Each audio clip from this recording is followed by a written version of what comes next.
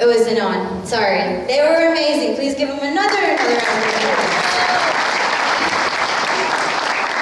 My name is Swati Murli, and I will be emceeing for the second half of the program this evening.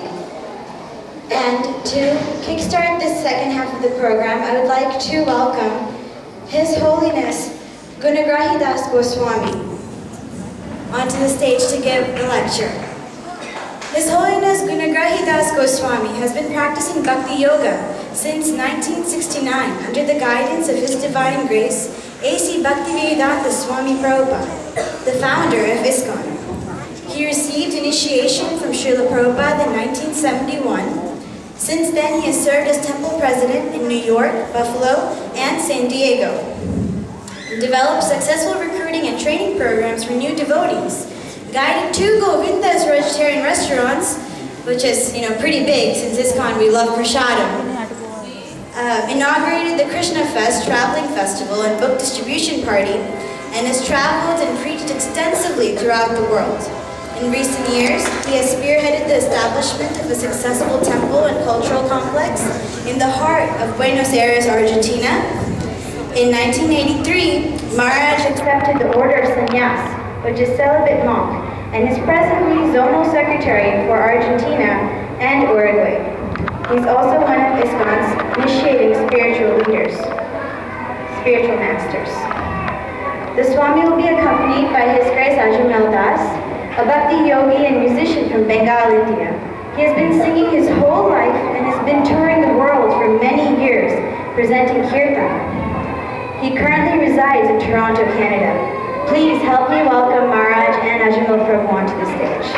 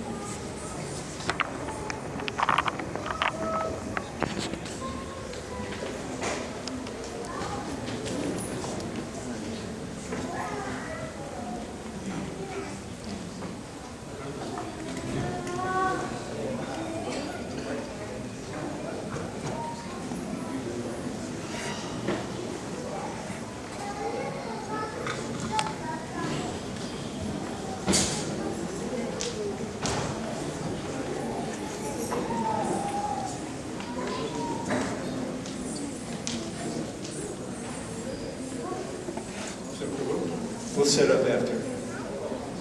Yeah, otherwise it'll be distracting. No.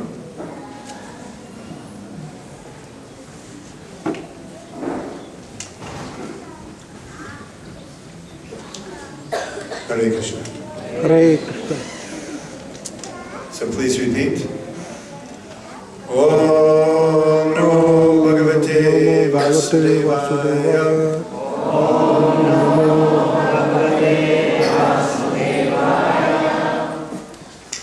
A little louder. Om Namo Bhagavate Vasudevaya.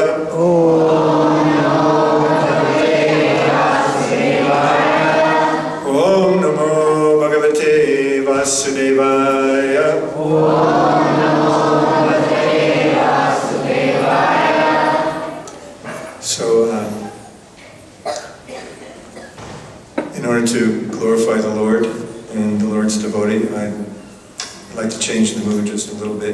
for a few moments and read a little bit from the Srimad Bhagavatam and the purport by Srila Prabhupada, His Divine Grace A.C. BhaktiVedanta Swami Prabhupada. Then we can speak a little and introduce the bhajan that Ajamil Prabhu will be chanting.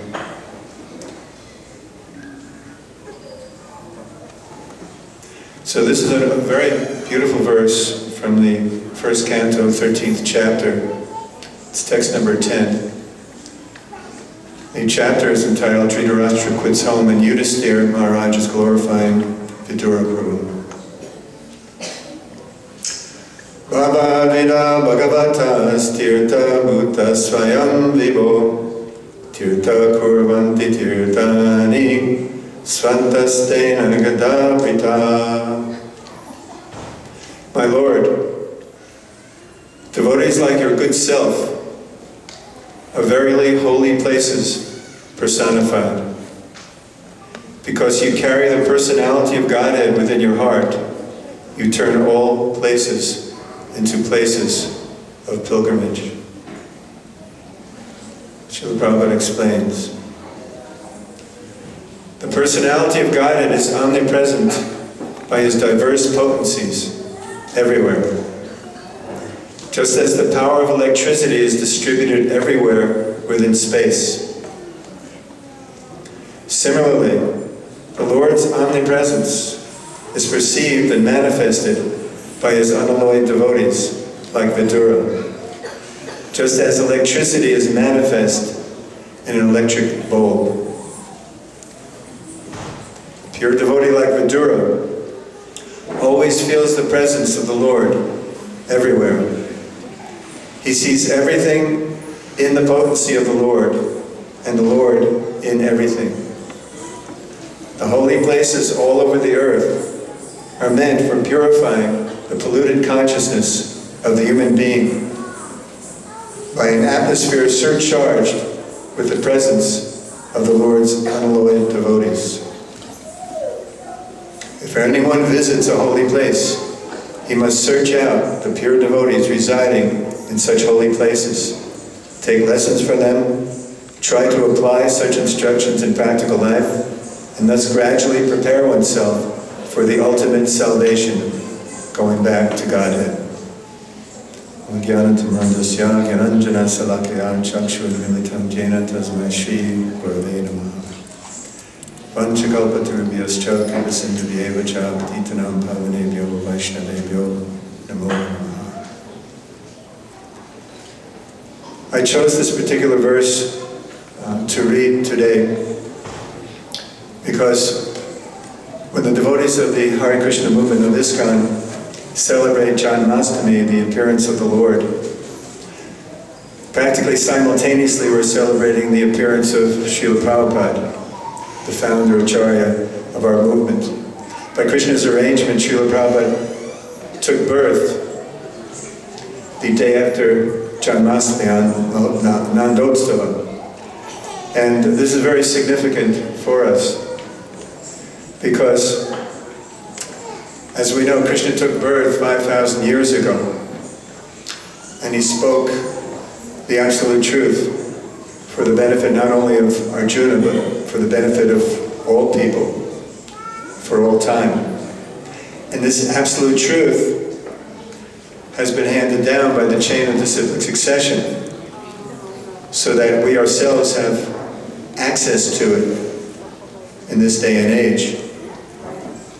So Srila Prabhupada, being in the chain of disciplic succession, he saw as his duty, as was instructed to him by his spiritual master, to spread this knowledge of Krishna's birth and activities all over the world.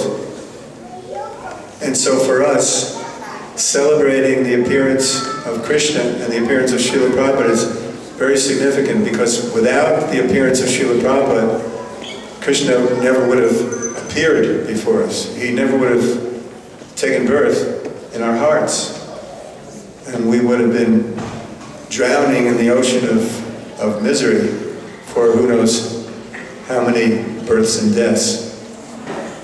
So this verse is very significant in that regard. It's being explained here how a devotee who is carrying the Lord within his heart is considered to be a place of pilgrimage. What is a place of pilgrimage? A Dham.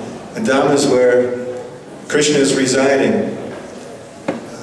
Because his instructions are being followed, his glories are being chanted, his pastimes are being chanted, his qualities are being chanted. So this is what makes an atmosphere a Dham, or a holy place. And any place can be converted into a Dham. Just like the original Dham is Goloka Vrindavan. It's apricot, it's not visible to our mundane vision. It's not visible to our eyes. Although it was visible 5,000 years ago when Krishna came to this planet with his entourage and he manifested his entire abode. So that's another type of Dham. It was prakat, or it was visible to everyone's eyes. And then Krishna left. Apricot, not visible. But to someone who has a little bit of spiritual acumen or a little bit of spiritual sensitivity, when one goes to Vrindavan, or a holy place, where Krishna had his pastime, still one can feel that potency there. So that potency can be felt not because the Dham is readily visible, but because of the sensitivity, the spiritual advancement of such a person. And according to our level of spiritual advancement, to that degree we can actually feel and see Krishna's pastimes, even though they are now apricot, if we go to Bhoma Vrindavan or Vrindavan in this world. So that's another type of Dham. And another type of Dham is what is being explained here. The pure devotee is manifesting Krishna within his heart. His heart is a holy place of pilgrimage, or the devotee himself, because Krishna is there. He's always glorifying Krishna, he's always serving Krishna, he's instructing about Krishna, etc. So when one is in the presence of such a person, as Maharaj Yudhisthira is describing here, one feels great inspiration. And this inspiration is what enables one to go forward in spiritual life. So this is what Srila Prabhupada was and still is for us. Because he had Krishna within his heart, he was able to give us Krishna. And not only back then in the 60s and the 70s when Prabhupada was on this planet, but he's still giving Krishna to others, because that consciousness of Srila Prabhupada was manifested in the books that he wrote. And millions and millions and millions of those books, translations of Vedic literature and his commentaries, have been distributed and are still being distributed all over the world. So this holy Dham, or Krishna's presence, is also manifested in these books and in all the temples that Srila Prabhupada started and that his followers are starting, and all the communities. So this is how a Dham, this is called Hare Krishna Dham. Rightfully so. The deity is here, Krishna is being served all of the time. So it's all coming down. Krishna's abode is manifesting, Krishna's pastimes are manifesting, Krishna's qualities, his form is manifesting in these different ways due to the influence of these great souls. So there's one great soul. Ajit Prabhu, are you back there? Do you have a copy? One of these great souls in our line of disciplic succession who was able to manifest Krishna because he had Krishna within his heart is Srila BhaktiVedanta Thakur. He had many children. I think it was 11 or 13 children. He was an ideal family man. And he was an ideal member of the society. He was the chief magistrate of the court, very responsible. And at the same time, he was a great sadhaka, a great devotee. His spiritual practices were impeccable. He would go to sleep in the evening around 10 o'clock or so. He'd wake up 12:30, 1 o'clock, and he'd spend those wonderful morning hours deep in meditation. And in those meditations, he would write beautiful, beautiful poetry and songs and books. And then when the day began, he would continue with his duties, his familial duties, his duties to society, etc. So he was able to accomplish so many things on so many levels. And of course, the most significant accomplishment for not only then, but for all time, was the writing of his books and his poetry that have been put to song. So we have chosen today one very nice song that is part of the body of poetry that Srila BhaktiVedanta Thakur composed. And this is called Yasomati Nandana because this is glorifying Krishna in Vrindavan.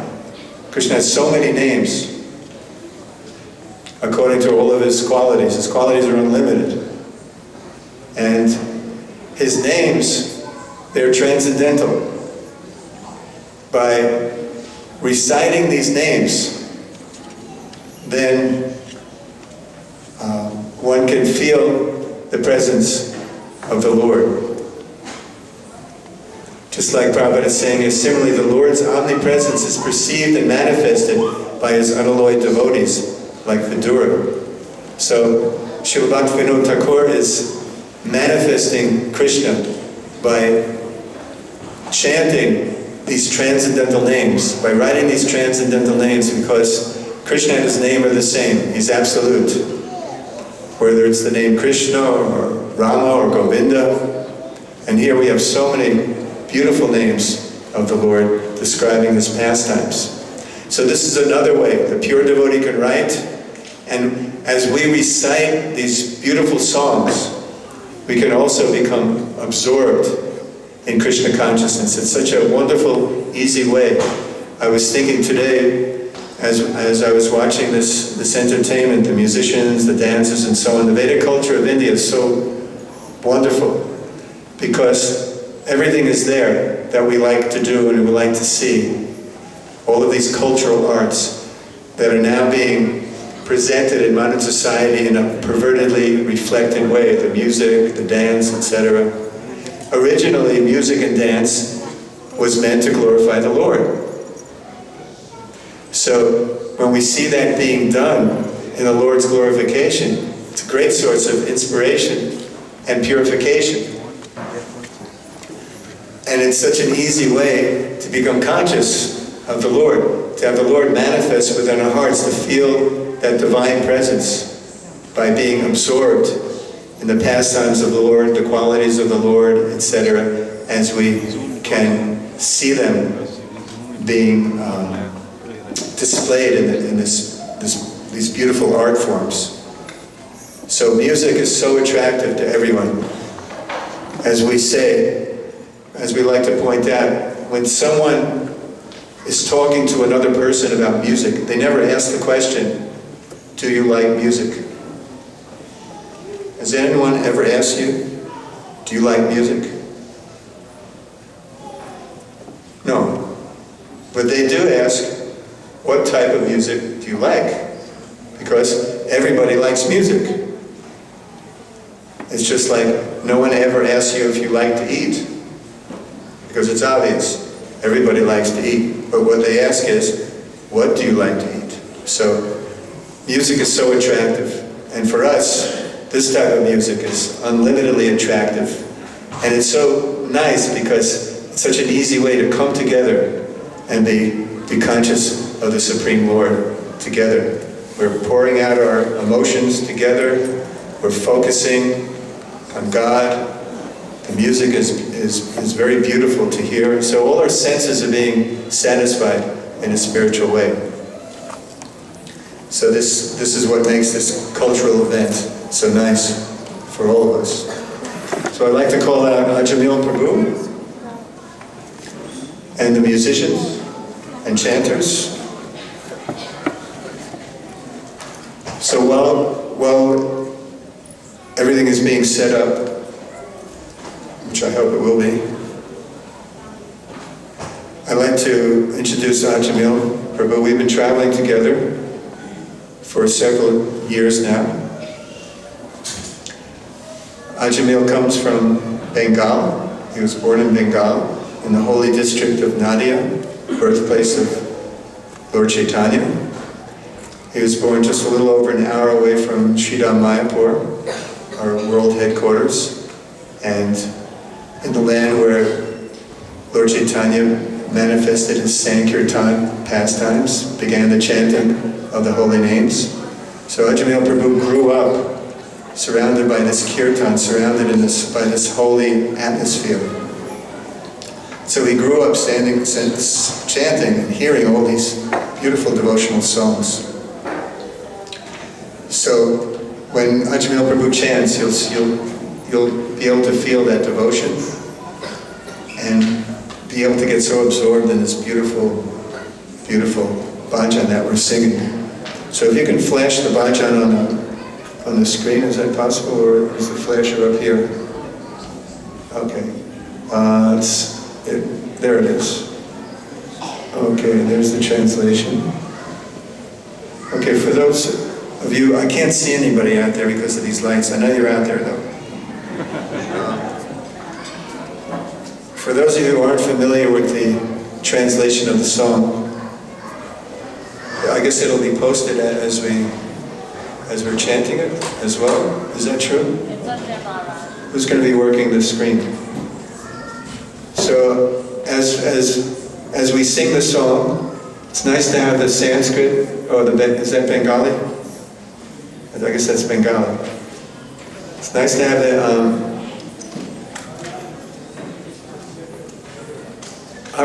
is that Bengali or Bengali. Excuse me? Or these are just different names of Krishna. Okay. Okay, so you can put that on the board. I guess it's easier. And I'll read the translation just so you can get a little bit warmed up and enter into the mood. Lord Krishna is the beloved son of Mother Yasoda, the transcendental lover in the land of Raja, the delight of Gokula, Kana, a nickname of Krishna, the wealth of the lives of the gopis. He steals the mind of even Cupid and punishes the Kaliya serpent. These pure, holy names of Lord Hari are full of sweet, nectarian pastimes. Krishna is the Lord of the 12 forests of Raja. He is ever youthful and is the best of lovers. He is always playing on a flute, and he is an excellent dresser.